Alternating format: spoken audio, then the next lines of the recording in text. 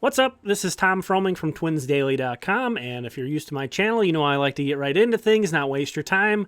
Here are the predictions. You clicked for predictions. Here are my 2020 MLB predictions. You can see them right on the screen there. I'm certainly going to get into a lot more details. I hope you stick around.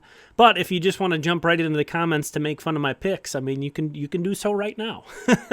There's a notable absence on this list that I think a certain fan base is going to be pretty upset at me about if this reaches them. But let's get right into it. You know, this is a Twins channel, as you may have gathered, but we're going to get into some of the other teams. Let's start with the Twins. I really don't have any, groundbreaking predictions for the Twins. I think there's so much established about this team. So many of the players are established. They made their mark last year. A lot of big additions this offseason. I don't really have any big breakout players or any players I'm worried about slumping. The only thing that really concerns me, I suppose, is Rocco Baldelli. Will he adjust to this shorter schedule? He was so good at keeping the Twins fresh. That was such a guiding principle for him throughout the entire 2019 season.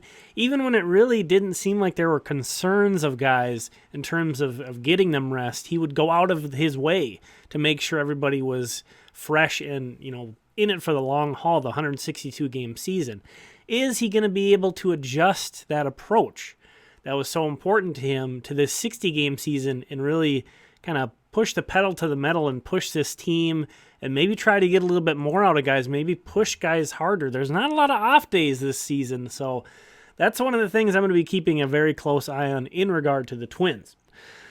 So with that, let's get right into some of the other things, some of the other teams. I have a super team missing from my predictions here, the Houston Astros. I do not have the Houston Astros among the teams making the playoffs. I figure there's got to be one big casualty from this weird short COVID season. And, just kind of looking through things, the Astros were the team I landed on. And, talent-wise, I can't make a case for them not making it. You have to do some, this is a great team. You have to do some mental gymnastics for sure to find a way to get them out of the playoffs. But here's where I'm coming from on that. Every team that plays the Astros this year is going to give them their A game. That scandal, the cheating scandal didn't go away. And I understand with no fans in attendance, the Astros aren't going to get the unwelcome response that they usually would have everywhere they go this year. But the other opposing teams are still going to want to kick these guys' teeth in. In my opinion, I think everywhere they go, every team they play is going to step up and want it just a little bit more than they would under normal circumstances. I really think teams are going to want to shove it to the Astros. That's going to get a little exhausting. Speaking of that, the only team that travels more in 2020 than the Astros are the Texas Rangers. You take a look at that western sort of region, is how they're breaking things up this year, and Houston really has to travel quite a bit, comparatively speaking, to the central teams, the eastern teams, and even most of the teams out west. So that's another factor. Like I said earlier, there are fewer off days this year. The teams are going to bring their A game against Houston. They're traveling more. It's going to get exhausting. Garrett Cole's gone. That's a huge loss to that team. They were 50-15 the past two seasons in games that Garrett Cole started. 26-7 and 24-8 the two seasons combined. 50-15 in games that Garrett Cole started. That is insane. They still project to have a great rotation. However, that's headed by 37-year-old Justin Verlander and 36-year-old Zach Greinke. Those two are incredibly good pitchers. I'm not trying to throw shade at them in terms of their skills. However, everybody's career comes to an end at some point. And, even if, I'm not saying I'm predicting their careers to be over, but if those guys tail off a bit, that combined with the loss of Garrett Cole, you have a dramatically different team. I understand Lance McCullers is coming back to sort of hopefully make up for that, but they also have a new manager this year, 71-year-old Dusty Baker. It's it's a lot going on. I can talk myself into Houston missing the playoffs, even though this is arguably the most talented team in baseball. Like I said, it's mental gymnastics to get there, but I got there. So that's how it looks for me. That whole region is going to be super competitive too. I think that region is going to be the best region. That's why you may notice in this predictions, I don't have a wild card team coming from either the AL West or the NL West because I think the Central teams and the Eastern teams have a few punching bags essentially that they're going to really be able to beat up on, and it's going to make the better teams in those divisions a better, easier route to get into the wild card spots than it will be for the teams out west. So let's go division by division and kind of let me share my thoughts. Oakland, the team I have winning the West instead of Houston. That team won 97 games last year. I think just because of how good Houston is, that really goes under the radar how good Oakland was last year. They're nothing to sneeze at. I've got Tampa Bay winning a wild card.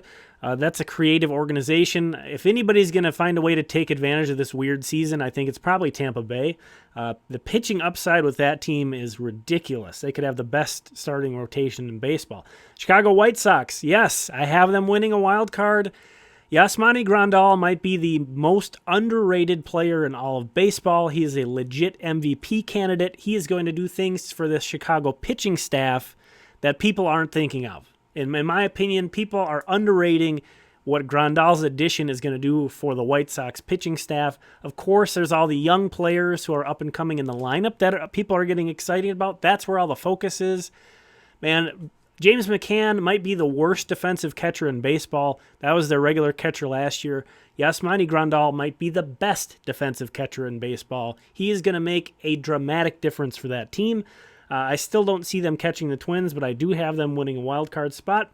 Nothing other really in the AL to mention among the teams there. Over to the NL, some other obvious choices. However, Cincinnati, I have them winning the Central.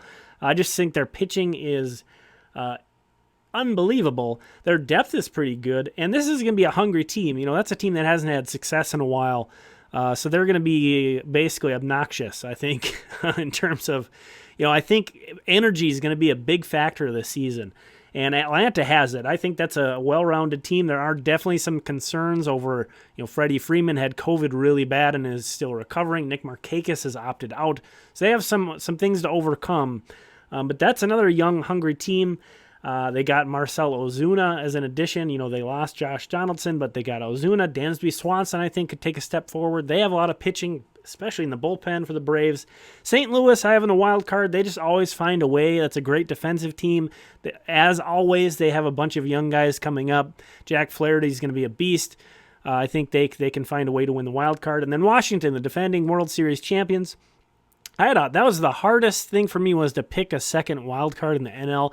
And really, 10 teams make the postseason in the MLB. I think 20 have a good, legit chance to make it this year.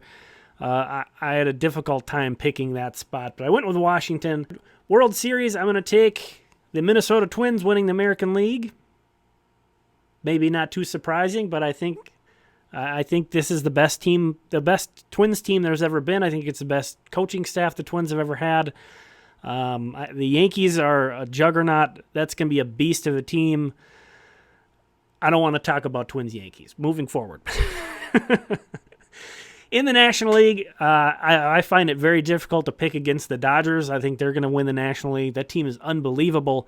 However, the Dodgers are just cursed. This is a team that can't seem to find a way to win the World Series. They've had the most talented team, arguably for quite a few seasons of late. So I'm going Twins over Dodgers in the World Series. Everybody else can deal with it if you don't like it. Twins win in the World Series in 2020. There'll be an asterisk. There'll be people questioning the validity of a World Series champion. I don't care. I'm still celebrating it. So then down at the bottom, you can see my award choices. AL MVP, I went with Shohei Ohtani. This is a guy, he has a 135 career OPS plus and a 127 career ERA plus. That's essentially combining Miguel Sano with Jose Barrios. If he does those things, I don't know how you can give a two-way player, how you cannot give a two-way player MVP. On the NL side, MVP, I've got Ronald Acuna. I just think he's going to carry that Braves team. I think Cincinnati's really got a lot of depth, and LA as well. So there's not, there's going to be multiple guys, sort of like the Minnesota Twins. There's going to be multiple guys doing it in those lineups. Acuna, even though the Braves will have other big contributors as well, he's just going to be obviously the superstar on that team and win the MVP. Cy Young, I already talked about how good Garrett Cole was when mentioning the Astros. Don't really have to add anything there. He's my AL Cy Young pick. NL, Luis Castillo of the Reds. This is a guy who had a 2.29 ERA in the first half last year. The Reds have all this development going on with, they have a very intimate relationship now with Driveline Baseball. I suspect, whatever to get the most out of Luis Castillo and his pitch mix and his mechanics, that's going to happen. He's going to win the NL Cy Young. Rookie of the Years, I've got Jesus Luzardo of Oakland. I picked them to win the AL West. I think he's going to be a big part of that. He did have some COVID, so he's recovered from that. However, he did test positive, so he's behind. He's not probably going to start the year in the rotation, so that's going to knock his Rookie of the Year potential a little bit, but I still have him winning that award. And then in the NL, Dylan Carlson, who is a hitter for St. Louis. The Cardinals just seem to have it in terms of getting the guys from the minor leagues adjusted and contributing at the major league level. They do such a great job of that. But he's, and Dylan Carlson's a top prospect, regarded as a top 20 prospect in all of baseball, top 10 by some. And, I think he's going to have an opportunity. He may not be on the opening day roster because service time manipulation is still a thing, unfortunately. But with a designated hitter coming to the National League, he's going to have plenty of opportunity. If you like this video, give me a thumbs up, consider subscribing, and let me know what you think down in the comments. What are your 2020 MLB predictions? Thanks for watching.